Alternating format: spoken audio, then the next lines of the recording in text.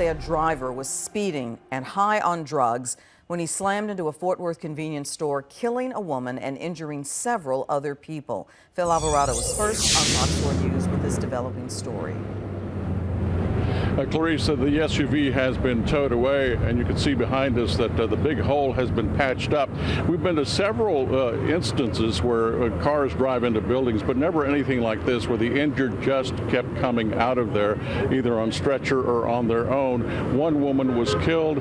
People tell us that they tried to help her. She did go to the hospital, but she was too badly injured.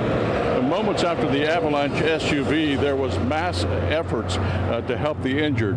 One woman later died in the hospital. Several others, including the driver and passenger of the avalanche, went to the hospital. This is a look from Sky 4. Fort Worth firefighters say the SUV was crashed all the way inside the store. It was pulled out by a fire truck so rescue crews could get to the injured. Police say it started when the avalanche hit this yellow Mitsubishi near Riverside and 287.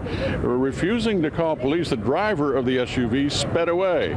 Police, the SUV was going 80 to 100 miles an hour when it missed the westbound turn onto Lancaster and went into the Star Food Mart. One man who was inside didn't want to give his name, but he saw everything.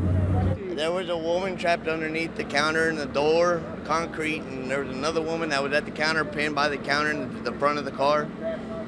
There was a guy trapped behind the cabinet, the clerk. He was trapped behind the cabinet, and the other lady was in the office.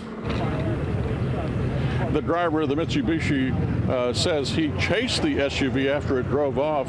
He was about 4 or 5 cars behind when he saw the crash. Police say they expect to charge the driver of the avalanche with intoxication manslaughter. Police telling us that they will do toxicology reports on this suspect. They believe that he was high on drugs when he was driving here. Now, at first, he did not go to the hospital, but later complained of neck pains and was taken to the hospital. Early on, right after the crash, the passenger left the scene and then decided to come back and get some help for his injuries. Clarice? Phil, so many people injured there. What was the scene like before police and firefighters got there to help the victims? Well, of course, there were people inside, but there are also several people outside, and this is a very busy intersection in East Fort Worth.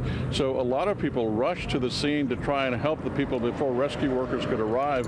And you saw the big hole that's patched back there. Well, the SUV made a big impact, but a lot of that, people just came from all over, including some construction workers nearby, and they started tearing away at that hole just to make enough space so that they could bring out the injured. Wanting to do the best they could to help in a very chaotic situation. Phil Alvarado live. Thank you.